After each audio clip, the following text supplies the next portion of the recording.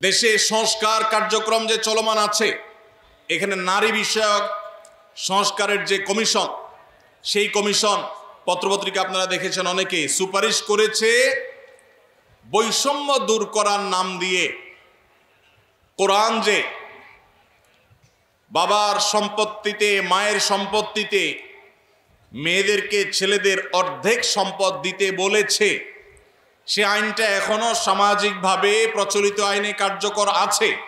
এইটাকে পরিবর্তন করার, আল্লাহর বিধানকে পরিবর্তন করার সুপারিশ করেছে এই নারী বিষয়ক সংস্কার কমিশন।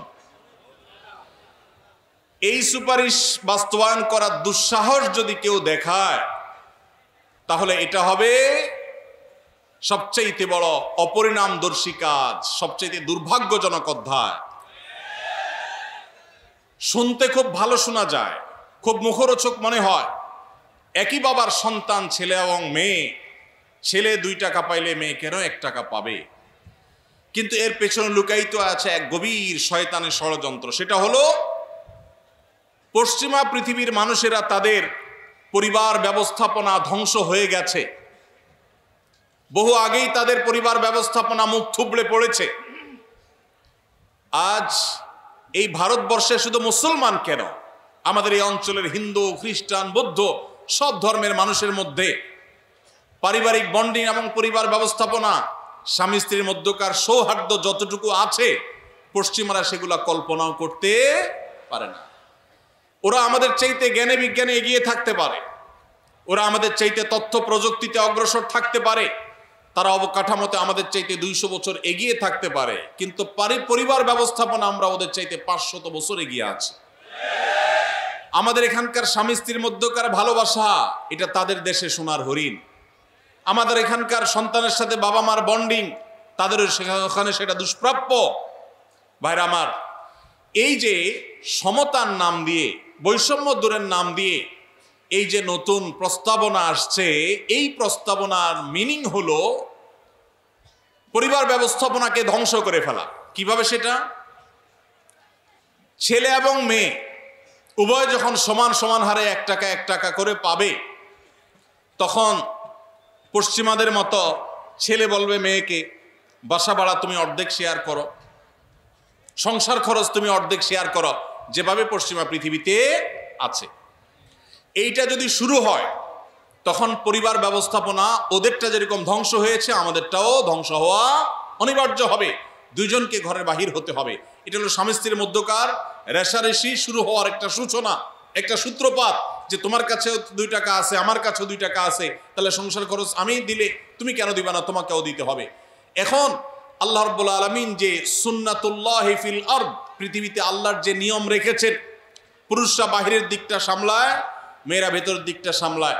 পুরুষরা বাহিরের জগৎটাকে দেখে, মেয়েরা ভেতরের জগৎটাকে দেখে। এই যে বন্টন, এই বন্টনের মধ্য দিয়ে যে পরিবার ব্যবস্থাপনা মানব সভ্যতার শুরু থেকে আজও পর্যন্ত আসছে, এটার ভিন্ন পথ এক্সপেরিমেন্ট করে, চালিয়ে, পরীক্ষা চালিয়ে পশ্চিমারা ফেইলিওর হয়ে গেছে, ব্যর্থ হয়ে গেছে। এখন আমাদের সমাজকে ব্যর্থ করার অপচেষ্টায় এদেশে তাদের কিছু দোসররা করছে এবং তারা এ কাজে লিপ্ত আছে। বিধায় আমাদেরকে চোখ কান খোলা রাখতে হবে।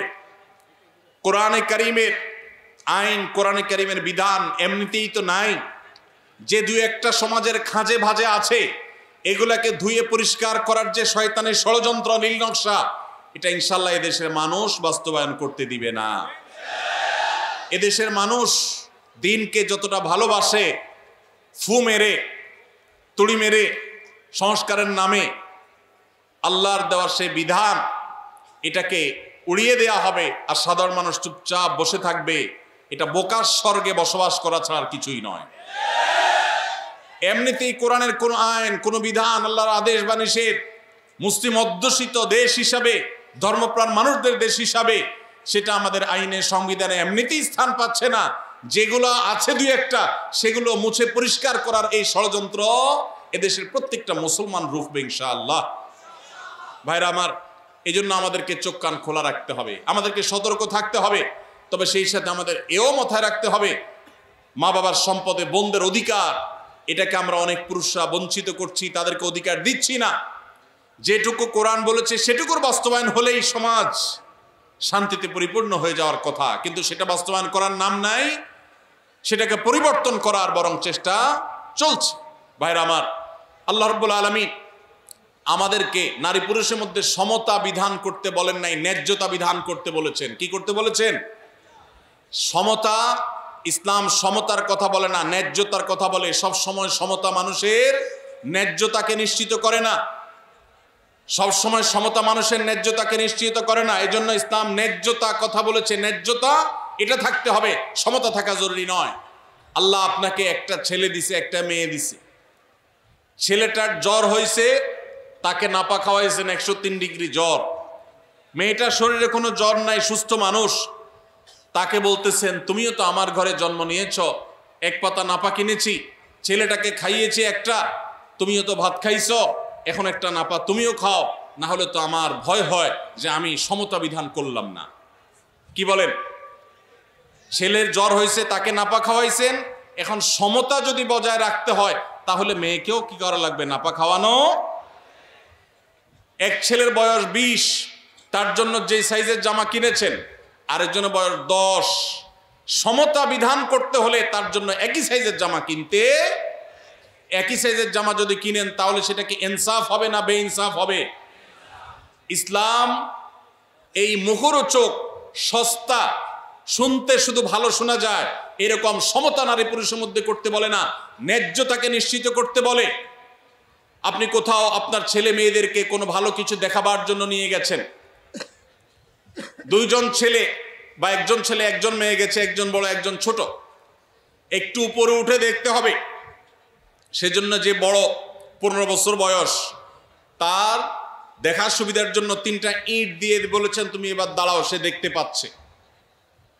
এখন যার বয়স 5, তার জন্য যদি 3টা ইট দেন সে কি দেখতে পাবে? কিন্তু যেহেতু বড়জনকে 3টা দিবেন, ছোটজনকেও 3টা দিবেন, ছেলেকে 3টা দিবেন, মেয়েকেও 3টা দিবেন, এটা হলো সমতার দাবি। আর ন্যায্যতার দাবি হলো যার 3টা লাগে তারা 3টা দিবেন, যার 6টা লাগে তাকে 6টা দিবেন। এটা হলো ন্যায্যতা। ইসলাম নারী পুরুষের মধ্যে ন্যায্যতা নিশ্চিত করতে বলে, সমতা নয়। পশ্চিমারা যে সমতার কথা বলে এটা মুখরোচক, বস্তাপচা, সস্তা স্লোগান। এই স্লোগান কখনো ইনসাফ প্রতিষ্ঠা করতে পারে না। পশ্চিমাদের সমাজ ব্যবস্থা ইনসাফ প্রতিষ্ঠা হয় নাই। নারীরা মুসলমানদের চাইতে 1000 গুণ বেশি নিগৃহীত, নিষ্পেষিত। আমাদেরকে বুঝতে হবে এবং ধারণ করতে হবে। আল্লাহ রাব্বুল আলামিন কোরআন এবং হাদিসের আলোকে আমাদের জীবনকে, আমাদের সমাজকে, আমাদের দেশকে, আমাদের পরিবারকে সব কিছুকে ঢেলে সাজাবার তৌফিক আমাদেরকে দান করুন। আমাদেরকে কোরআন এবং হাদিসকে ধারণ করতে হবে, রমাদান কর্তব্য করতে হবে। যে সমস্ত কথা আমরা শুনলাম, জানলাম, দিনভর আলোচনা হলো, আল্লাহ তাআলা আমাদের সবাইকে আমলের তৌফিক দান করুন। হাদা ওয়াসাল্লি ওয়াসাল্লিম আলা নবিয়িনা মুহাম্মদ ওয়া জাযাকুমুল্লাহু খাইরা। ওয়াসসালামু আলাইকুম ওয়া রাহমাতুল্লাহি ওয়া বারাকাতুহু।